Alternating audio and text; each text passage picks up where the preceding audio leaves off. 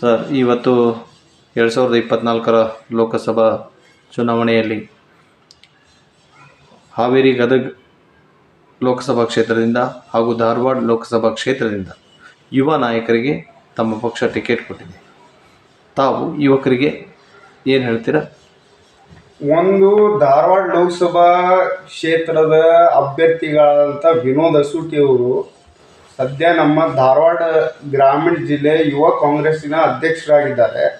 ಮತ್ತು ಮೊನ್ನೆ ಏನು ನಿಗಮ ಮಂಡಳಿಗಳ ಒಂದು ಪಟ್ಟಿ ಘೋಷಣೆ ಆಗಿದೆ, ಅದರಲ್ಲಿ ಯುವ ಸಬಲೀಕರಣ ಮತ್ತು ಕ್ರೀಡೆ ವಿಭಾಗದ ಉಪಾಧ್ಯಕ್ಷರಾಗಿ ವಿನೋದ್ ಅಸೂಟಿ ಅವರು ಆಯ್ಕೆಯಾಗಿದ್ದಾರೆ. ಯುವಕರ ಜೊತೆ ತುಂಬ ಕೆಲಸ ಮಾಡಿದವರು, ತಾವು ಕೂಡ ಯುವ ವಯಸ್ಸಿನಲ್ಲಿ ರಾಜಕೀಯಕ್ಕೆ ಬಂದವರು. ಅವರು ಕೂಡ ಈಗ ಕಳೆದ ಬಾರಿ ನವಲಗುಂದ ವಿಧಾನಸಭಾ ಚುನಾವಣೆಯಲ್ಲಿ ಕೂಡ ಅವರು ಸ್ಪರ್ಧೆ ಮಾಡಿದಂಥವ್ರು. ಅವರು ಕೂಡ ರಾಜಕೀಯದಲ್ಲಿ ನವಲಗುಂದ ತಾಲೂಕು ಯುವ ಕಾಂಗ್ರೆಸ್ ಅಧ್ಯಕ್ಷರಾಗಿ ಬಂದಂಥವ್ರು. ಒಂದು ಅವಕಾಶ ಸಿಗಬೇಕು. ಈಗ ಎಲ್ಲರೂ ಹೇಳ್ತಾರೆ ಯುವಕರಿಗೆ ರಾಜಕಾರಣದಲ್ಲಿ ಅವಕಾಶ ಸಿಗಬೇಕು, ಅಂತೇಳಿ. ಆದರೆ ಬರೀ ಒಂದು ಪಕ್ಷದಿಂದ ಮಾತ್ರ ಅವಕಾಶ ಸಿಗಬಾರ್ದು ಯುವಕರಿಗೆ ರಾಜಕಾರಣದಲ್ಲಿ. ಈಗ ನೀವು ನೋಡಿದ್ದೀರಾ, BJP ಅವರು ಕೂಡ ಲಾಸ್ಟ್ ಟೈಮು ಅನೇಕ ಯುವಕರಿಗೆ ಟಿಕೆಟ್ ಕೊಟ್ಟರು, ಎಲ್ಲ ಆರ್ಸ್ ಬಂದರು.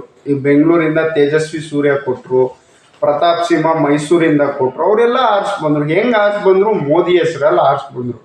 ಸೊ ನಾವಿಲ್ಲಿ ಹೇಳ್ತಾ ಇರೋದೇನೆಂದರೆ, ವಿನೋದ್ ಅಸೂಟಿ ಅವರು ಮಾಡಿರ್ತಕ್ಕಂಥ ಕಾರ್ಯಗಳ ಮೇಲೆ ವೋಟ್ ಕೊಡಿ.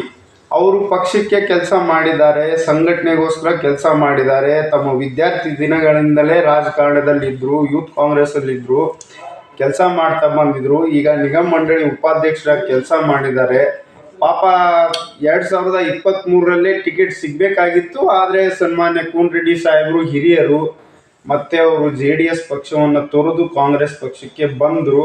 ಹಿರಿಯರಿಗೆ ಗೌರವ ಕೊರೋಣ ಅನ್ನೋ ಉದ್ದೇಶದಿಂದ ಕೋನರೆಡ್ಡಿ ಸಾಹೇಬರಿಗೆ ಟಿಕೆಟನ್ನು ಕೊಟ್ಟು ವಿನೋದ್ ಅಸೂಟಿ ಅವರಿಗೆ ಮುಂದೆ ನಿಮಗೆ ನಿಗಮ ಮಂಡಳಿಯಲ್ಲಿ ನಾವು ಅವಕಾಶ ಕೊಡ್ತೀವಿ ಅಂತ ಹೇಳಿ ಅವರಿಗೆ ನಿಗಮ ಮಂಡಳಿ ಉಪಾಧ್ಯಕ್ಷರನ್ನಾಗಿ ಆಯ್ಕೆ ಮಾಡಿಕೊಂಡಿದ್ದಾರೆ. ಮತ್ತು ಅದೇ ರೀತಿ ಈ ಬಾರಿ ಧಾರವಾಡ ಲೋಕಸಭಾ ಕ್ಷೇತ್ರದಲ್ಲಿ ಯುವಕರಿಗೆ ಟಿಕೆಟ್ ಕೊಡಬೇಕು ಅನ್ನೋ ಒಂದು ಉದ್ದೇಶದಿಂದ ವಿನೋದ್ ಅಸೂಟಿ ಅವರಿಗೆ ಟಿಕೆಟ್ ಕೊಟ್ಟಿದ್ದಾರೆ. ನಾನು ಎಲ್ಲ ನನ್ನ ಸಹ ಯುವ ಮಿತ್ರರಿಗೆ ಧಾರವಾಡ ಲೋಕಸಭಾ ಕ್ಷೇತ್ರದಲ್ಲಿ ವಿನೋದ್ ಅಸೂಟಿ ಅವರಿಗೆ ಬೆಂಬಲಿಸಲು ವಿನಂತಿ ಮಾಡುತ್ತೇನೆ. Thank you.